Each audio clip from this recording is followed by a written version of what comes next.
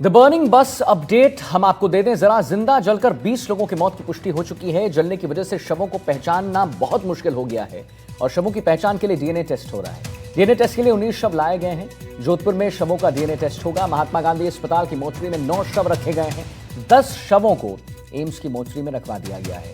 हादसे के वक्त बस में 57 लोग जो हैं सवार थे। जैसलमेर से जोधपुर जा रही थी बस। घायल 15 यात्रियों को जोधपुर में इलाज उनका चल रहा है। 7 से 8 यात्री 70% से अधिक झुलस गए। 5 तस्वीर हम आपको दिखा रहे हैं। जिंदा लोग जल गए हैं। बस आग का गोला बन गई।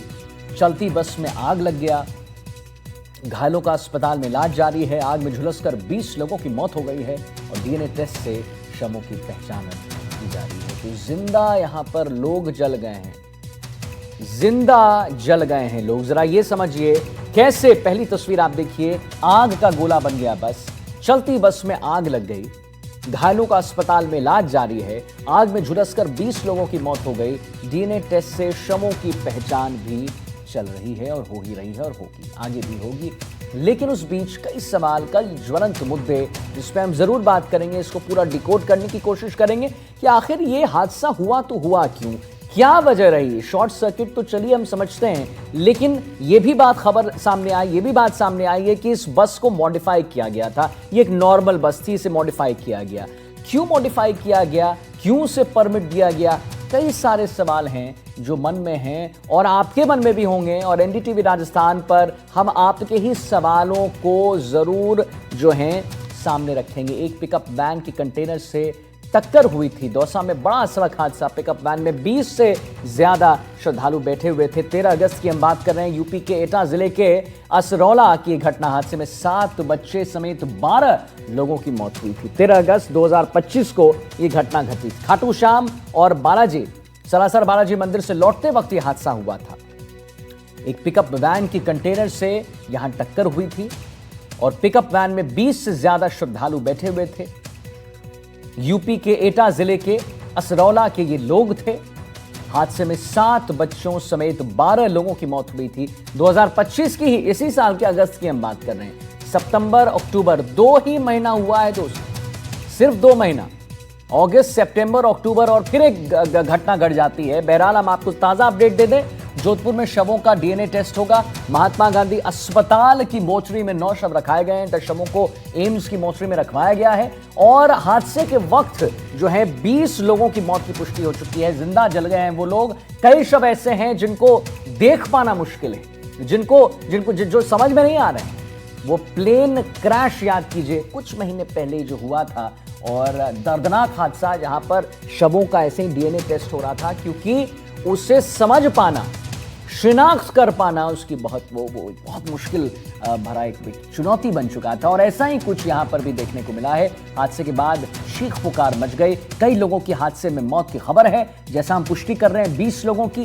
कई लोग जो हैं यहां पर घायल हैं। 70% से ज्यादा जले हुए हैं। 70% burn is a big number. जलने की वजह से शवों की पहचान मुश्किल है। जैसा हमने पहले भी बताया, शवों की पहचान के लिए डीएनए टेस्ट लगातार चल रहा है।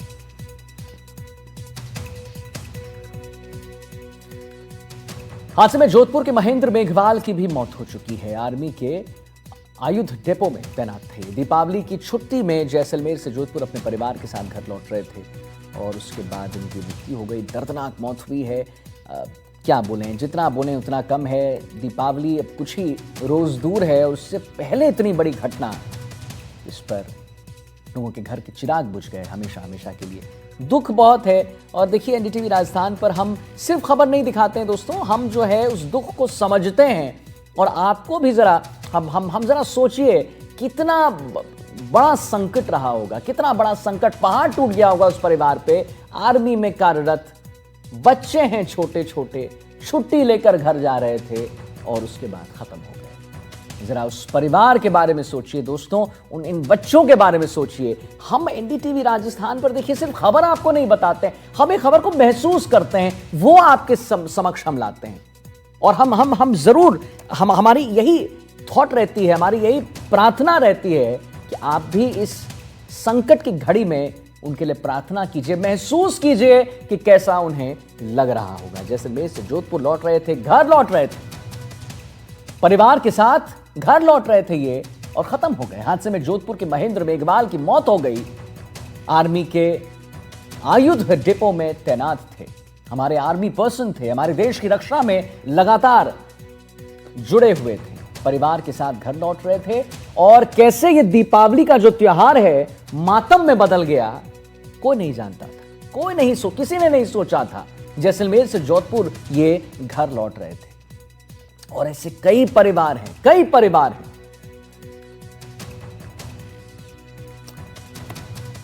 ज्यादा जानकारी के लिए शशि मोहन जी हमारे साथ जुड़ गए हैं, हमारे संवाददाता हैं। शशि जी, जैसा कि मैं हमेशा अपने दर्शकों से कहता हूं, और हम एनडीटीवी राजस्थान पर सिर्फ खबर बताते नहीं है शशि जी, उसको महसूस करके बताते हैं। वो पीड़ा हमें भी होती है, प्रमुखता से लोगों के सवाल हम रखते हैं। शशि जी, क्या लेटेस्ट अपडेट उन लोगों के बारे में बताइए जो अभी भी जिंदगी और मौत के बीच झूल रहे हैं, वो भी उनकी स्थिति कैसी है?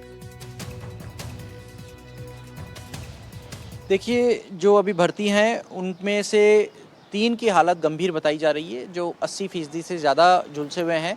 हालांकि उनको आईसीयू में शिफ्ट किया गया है, लेकिन बाकी जो पेशेंट हैं 12 पेशेंट, उनका ट्रीटमेंट चल रहा है।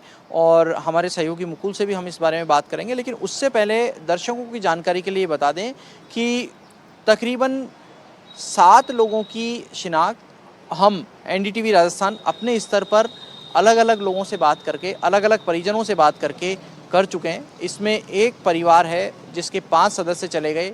महेंद्र मेघवाल, जो जैसलमेर में सेना के आयुध डिपो में तैनात थे। जोधपुर से तकरीबन 100 किलोमीटर दूर डेचू के पास उनका गांव है, और वहां उनकी माताजी रहती हैं, भाई बाहर नौकरी करते हैं। परिवार में उनकी बहन है, माताजी हैं, भाई है। पिताजी का निधन पहले हो गया था। महेंद्र मेघवाल खुद, उनकी पत्नी पार्वती इस हादसे में चले गए। उनके 3 बच्चे भी इस हादसे में चले गए, और वो दीपावली की छुट्टियां मनाने के लिए घर आ रहे थे। आप अंदाज़ा नहीं लगा सकेंगे कि जिस परिवार में दीपावली की खुशियों की बात हो रही हो कि सब मिलकर के साझा तरीके से उत्सव मनाएंगे, त्यौहार मनाएंगे, और वो परिवार के सदस्य अब उनको विदा करेंगे। कब विदा करेंगे ये भी उनको नहीं पता, क्योंकि डीएनए सैंपल के बिना शव नहीं मिलेंगे, क्योंकि शव इतनी बुरी तरीके से झुलस गए कि उनकी शिनाख्त नहीं हो पा रही। हमारे सहयोगी मुकुल हैं, उनसे बातचीत करते हैं। मुकुल, जो हॉस्पिटल में भर्ती लोग हैं उनमें से 3 की हालत गंभीर बताई जा रही है, बाकी की क्या स्थिति, क्या कह रहे हैं डॉक्टर?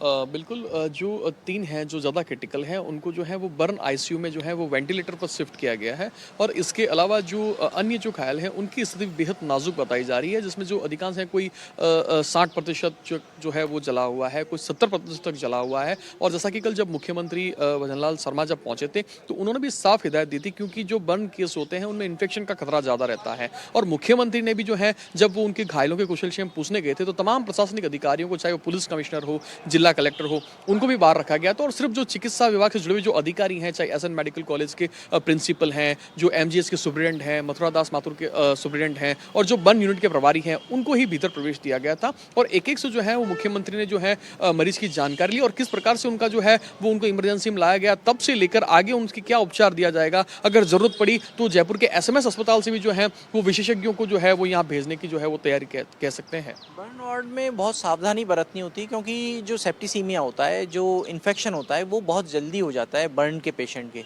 तो ऐसी सूरत में क्या एहतियात डॉक्टर बरतते हैं, खासतौर से वार्ड के अंदर दाखिल होने और नहीं होने देने में?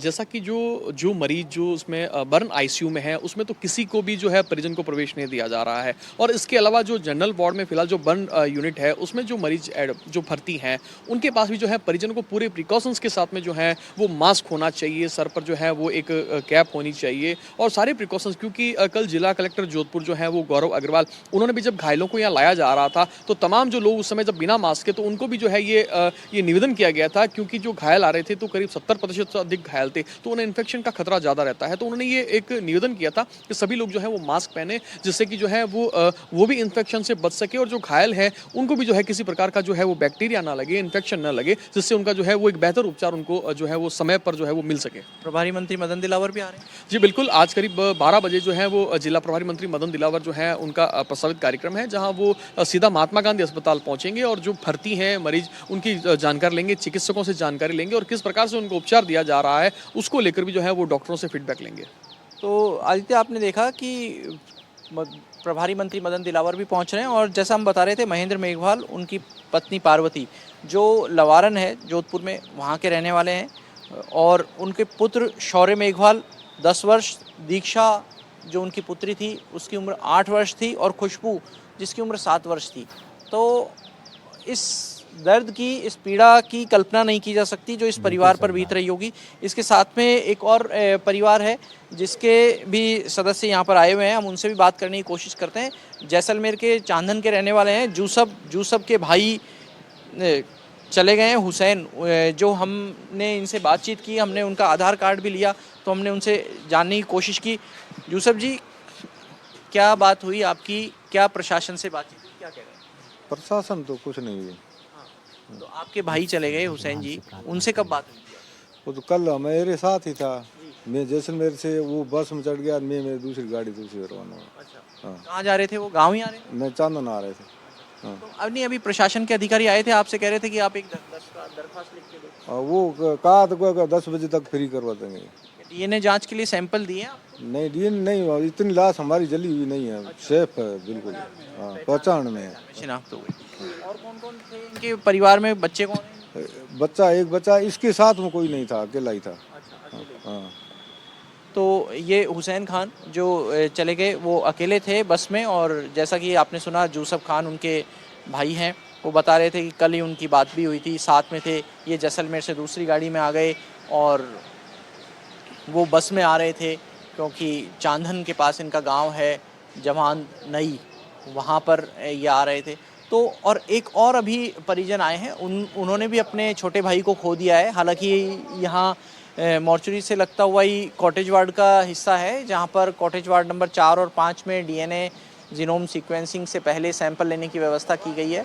तो अभी उनकी सैंपल लेने की प्रक्रिया चल रही है। पोखरण के एसडीएम हैं लखाराम, वो भी यहाँ पर मौजूद हैं। हालांकि वो बातचीत करने से अभी बच रहे हैं क्योंकि कुछ प्रशासनिक कामकाज में लगे हुए हैं, लेकिन पुलिस अधिकारी जो परिजन आ रहे हैं उनसे संपर्क में, उनसे एक अर्जी लिखवाई जा रही है। हालांकि महेंद्र मेघवाल के जो शव हैं वो, उनकी पत्नी और उनके बच्चों के शव वो बुरी तरीके से जल गए हैं, उनकी शिनाख्त नहीं हो पा रही है, लिहाजा उनके जो शव वो डीएनए जांच के बाद ही दिए जा सकेंगे। और उनकी माताजी की तबीयत थोड़ी ठीक नहीं बताई जा रही, उम्र दराज हैं, गाँव में है, यहाँ से 100 किलोमीटर दूर उनका गाँव है। वहाँ प्रयास किए जा रहे हैं कि या तो लोकल स्तर पर डॉक्टर्स के जरिए सैंपल कलेक्शन करके यहाँ लाया जा सके, नहीं फिर यहाँ से डॉक्टर्स की टीम भेज करके सैंपलिंग कराई जाए और फिर डीएनए जांच के बाद में इन परिवारों जांच के बाद में जो है कार्रवाई होगी। चलिए, बहुत बहुत धन्यवाद करेंगे शशि जी महत्वपूर्ण जानकारी देने के लिए।